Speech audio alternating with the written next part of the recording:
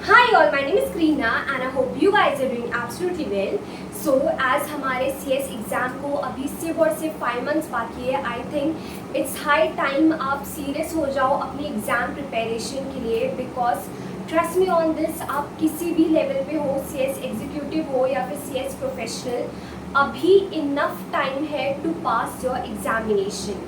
Because I know ऐसा होता है जिसका फर्स्ट अटैम्प्ट हो दिसंबर में, कि जब स्पेशली अगर हम ऑनलाइन लेक्चर्स लेते हैं बहुत सारे बैकलॉग हो जाते हैं। जो हमने प्रिपरेशन सोची थी कि इतने टाइम में हम लेक्चर्स कंप्लीट करेंगे, इतने टाइम में ये हो जाएगा, वैसा नहीं चल रहा है। It's very common.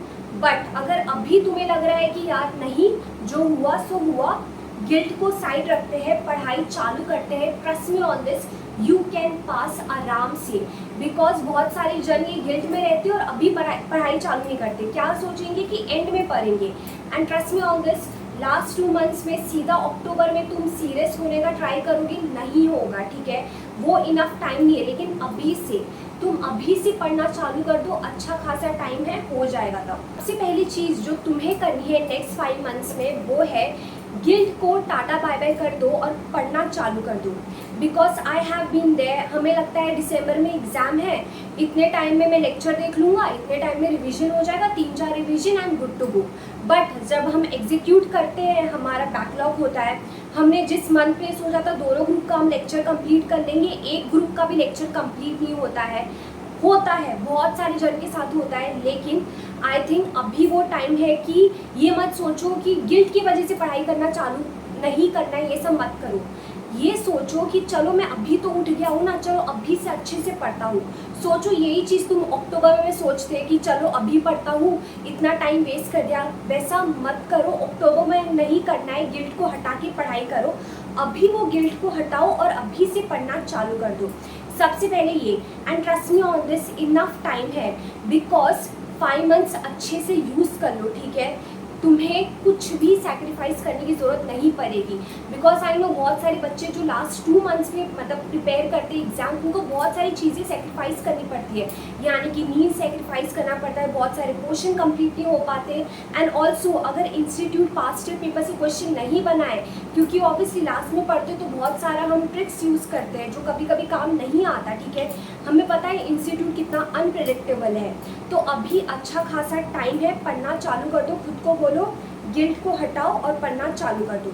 अभी सेकेंड चीज़ जो तुम्हें करनी है वो है study according to system and not your emotion. Trust me on this, मैंने बहुत सारे बच्चे स्पेशली जो CS करते हैं देखा है कि वो इमोशन के बेसिस पे पढ़ाई करते हैं, ना कि सिस्टम के बेसिस पे। अभी इमोशन क्या है कि मैं ये प्रोफेशनल कोर्स कर रहा हूँ तो 14-15 घंटे पढ़ूंगा, एक साथ बहुत सारी चीज़ें पढ़ूंगा तो ही मैं पास हो सकता हूँ। बल्कि बहुत ज़्यादा ऐसा चीज़ है कि आप ज़्यादा टाइम कर ही नहीं सकते। आप 16 घंटे पढ़ के तो देखो, मैक्स एक, चलो इतना बहुत ज़्यादा मोटिवेशन है, मैक्स 1 महीना पढ़ पाओगे, उसके बाद क्या, नींद कम ले रहे हो। अभी तुम नेक्स्ट जितने भी मंथ है तुम्हारे पास 4 महीने, तुम नींद पूरी करोगे, तुम ना वो पढ़ाई में तुम्हारा मन ही हट जाएगा। लाइक 1 महीना तुम सब कुछ दे दो, नहीं बनता है। इससे अच्छा एक प्रॉपर सिस्टम क्रिएट करो, एक टाइम टेबल क्रिएट करो कि हाँ मुझे भले ही मैं एक दिन में 10 घंटा पढूं, 8 घंटा पढूं, लेकिन कंसिस्टेंटली पढ़ूंगा। एक सिस्टम क्रिएट किया है मैंने, मुझे इसके हिसाब से ही चलना है, मुझे अपनी इमोशन में नहीं बह जाना है। एक साथ मल्टीपल चीज़ मत करो, आई वोंट एडवाइस कर। कुछ लोग कर पाते हैं, बट समझो तुम्हें खाना पकाना है या फिर कोई नॉर्मल जिम का वर्कआउट भी करना है, अगर कोई वर्कआउट कर रहा है तो एक साथ क्या आज ही के तुम लेग्स भी मार लोगे, शोल्डर, सब कुछ एक साथ नहीं कर सकते ना।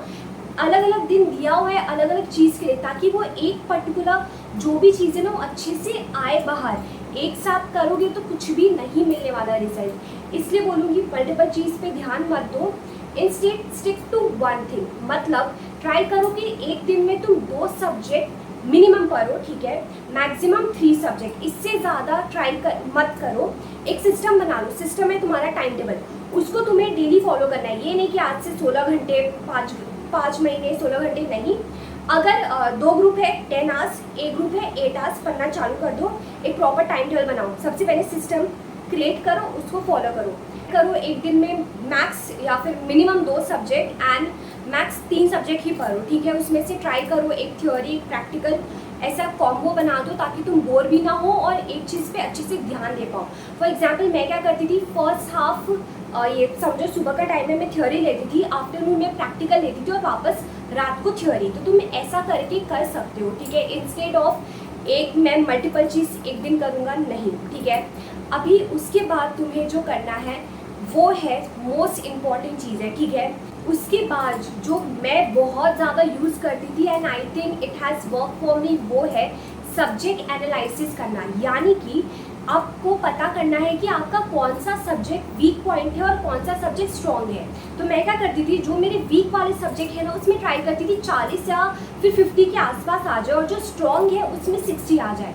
एंड आई रिमेंबर मैंने ये वाली चीज़ अपने एक फ्रेंड को बोली थी, ठीक है, कि मैं ऐसा प्रिपेयर कर रही हूँ and she told me prepare क्या करना, इंस्टीट्यूट जैसा इजी पेपर आएगा तो 60 आ जाएगा, हार्ड आएगा तो 40।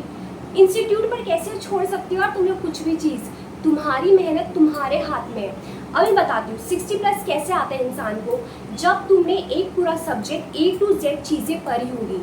अब तक आप लोग को आइडिया आ गया होगा कि तुम सारे सब्जेक्ट A to Z नहीं पढ़ सकते, लेकिन हाँ तुम अगर 4 सब्जेक्ट या 2 सब्जेक्ट A to Z पढ़ सकते हो, तो जो चीज़ तुमने A to Z पढ़ी है ना उसमें 60+ तुम्हें कैसे नहीं आ सकता।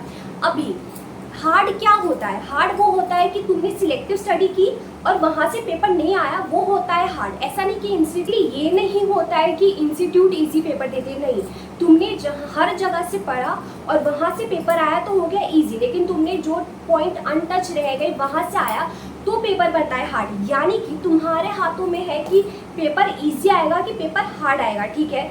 इन शॉर्ट बोलूँगी, जिसमें तुम्हें 60 चाहिए, तुम्हें वो सब्जेक्ट A to Z पढ़ना है, ठीक है, ताकि कैसा भी पेपर आए, ठीक है, तुम्हारे एरिया सारे एरिया कवर्ड है, तुम्हें वहाँ पे 60+ आएंगे ही। और जहाँ पे तुम सिलेक्टिव हो रहे हो, एकदम सिलेक्टिव नहीं, मैं आपको बताऊँगी सारे अपकमिंग वीडियोस पे इन डिटेल हम इसकी चर्चा करेंगे, ठीक है। तो जहाँ पे तुम 40 टारगेट कर रहे हो, वहाँ पे पेपर कैसा भी आए, कैसा भी हार्ड भी आए, तो तुम एटलीस्ट अपना पास हो जाओ उस पेपर में। तो ये मैंने स्ट्रैटेजी की है and trust me it has help me a lot. Like अगर CS प्रोफेशनल की बात करूँ, 3 पेपर होते थे हमारे में, ऑलमोस्ट मैंने ऐसे टारगेट किया था 2 पेपर में 60+ और एक में 40। मेरे को सारे लाइक 3 ग्रुप में ऐसा ही मेरे पेपर है, लाइक 5 पेपर मुझे एग्जामिनेशन आई है। तो ये स्ट्रैटेजी वर्क करी है मेरे लिए। I hope this help you too. बात जो आपको करना है ये है कि आपको ये सोचना है कि आपकी एग्जाम नवंबर में है ना कि दिसंबर में, and trust me on this will help you a lot. Because सोचो कल तुम्हारा कोई कॉलेज का एग्ज़ाम है या फिर स्कूल का एग्ज़ाम है, तो एक दिन पढ़ के तुम मेजर पढ़ाई कर ही लेते हो, कैसे तो कैसे हो जाती है, लेकिन वही एक हफ्ते बाद है तुम्हारे कॉलेज के, समझो BCom के एग्ज़ाम एक हफ्ते बाद है, तो तुम क्या उतने सीरियस हो गए डेली? नहीं, लेकिन कल है तो सीरियस हो के आज कैसे भी पढ़ाई हो जाती है। वैसे ही इस एग्ज़ाम का भी है, तुम्हें ये सोचना है कि कैसे भी 21 नवंबर मेरा एग्ज़ाम है तो उससे पहले कैसे कंप्लीट करूँगा। And trust me on this, मैंने हमेशा ये किया है, 21 नवंबर तक कंप्लीट कर दो, उसके बाद 1 महीना सिर्फ हम खाली रिवीजन करेंगे, ठीक है। तो यहाँ पे ट्राई करो 2 रिवीजन तुम कर लो इस पीरियड में। कैसे करोगे डोंट वरी, सब पे वीडियो आएगी, स्पेशली ये 60-40 रूल, मतलब कैसे एक पर्टिकुलर सब्जेक्ट में 60 लाओ, एक पर्टिकुलर सब्जेक्ट में 40, वो वाली रूल आपको मिल जाएगी जल्दी। उसके बाद जो अभी मैंने बात किया कि कैसे आप ये कम टाइम में लाइक प्रॉपर स्ट्रैटेजी, आप 2 रिवीजन कैसे कर सकते हो कम टाइम में, ये सब के बाद जो तुम्हें करना है मोस्ट इम्पॉर्टेंटली वो है writing 1 answer daily. Trust me on this, वरदान है, बहुत ज़्यादा इम्पॉर्टेंट है, बिकॉज ये रिटन एग्जामिनेशन है। बहुत बार बोल चुकी हूँ, तुम्हारे कंसेप्ट कितने भी अच्छे हो, तुम बहुत इन डेप्थ चले गए हो कोई भी कंसेप्ट से, उससे तुम्हें मार्क्स नहीं मिलने वाले, बल्कि वो 3 घंटे में तुम क्या लिख के आ रहे हो उसके बेसिस पे। अगर एक इंसान को लिखने की आदत नहीं है उसका पक्का पेपर छूटेगा, लेकिन तुम डेली एक आंसर लिख के देखो, तुम्हारी एक तो पता लगेगा कि कैसे क्वेश्चन आते हैं, कैसे आंसर लिखना है, और देख के लिखो, कुछ भी बिना देख के मत लिखो, देख के लिख लो ताकि तुम्हें पता लगे कि कैसे फ्रेम करना है, कहाँ से क्वेश्चन आते हैं, बहुत सारी चीज़ें। सिर्फ एक क्वेश्चन लिखोगे ना, ट्राई करो कि 7 डेज है तो जितने भी तुम्हारे सब्जेक्ट है एक एक दिन एक एक सब्जेक्ट का ले लो और लिखते जाओ। अभी से लेकर एग्जाम तक लिखोगे, कितने सारे क्वेश्चन तुम लिख पाओगे, पर लिखो, बिकॉज एग्जाम 3 घंटे में लिटरली हाथ दुखते हैं लोगों के और पेपर कंप्लीट नहीं हो पाते। मैं बताती हूँ, एक हैबिट नाम की भी चीज़ होती है। अगर तुम्हारी लिखने की आदत है ना, एंड जब रियल एग्जाम आएगा ऐसा क्वेश्चन भी आएगा जो आउट ऑफ द बॉक्स है, तुम कुछ ना कुछ लिख ही पाओगे। मैं अपनी बात करूँ, मैंने लिटरली 6 मंथ से कोई वीडियो नहीं शूट किया है, कुछ भी नहीं। तो आई एम लिटरली स्ट्रगलिंग एक बेसिक वीडियो बनाने के लिए, लेकिन इसका मतलब ये नहीं कि मैं बंद कर दूँ। आई नो मैं डेली करती रहूँगी तो इम्प्रूव होती रहूँगी, इससे थोड़ा कंफर्ट टॉपिक निकाल के फिर I will like start doing what actually I wanted to do with my channel. So ऐसे ही आपको डेली कंसिस्टेंटली थोड़ा थोड़ा करना है, ताकि आपको भी एट द एंड आइडिया आ जाए कि हाँ ऐसा लिखना है, एंड आप प्रैक्टिस में आ जाओ। सबसे लास्ट बट मोस्ट इम्पॉर्टेंट है solving past your papers, because उससे ही आपको आइडिया आएगा कि कैसे क्वेश्चन पूछे जाते हैं, कौन कौन से इम्पॉर्टेंट एरियाज़ है। इसके बारे में हम डिटेल बात करने वाले हैं नेक्स्ट वीडियो में या फिर अपकमिंग वीडियो में, तो डोंट वरी। बट ये जो मैंने आपको बोला ये मेन पॉइंट है जो आपको ध्यान रखना ही है अपने ये नेक्स्ट 5 मंथ्स में। एंड बहुत सारे वीडियोज जो आपको लगेंगी आपको इस चैनल में मिल जाएगी। And all the very best for your CS examination.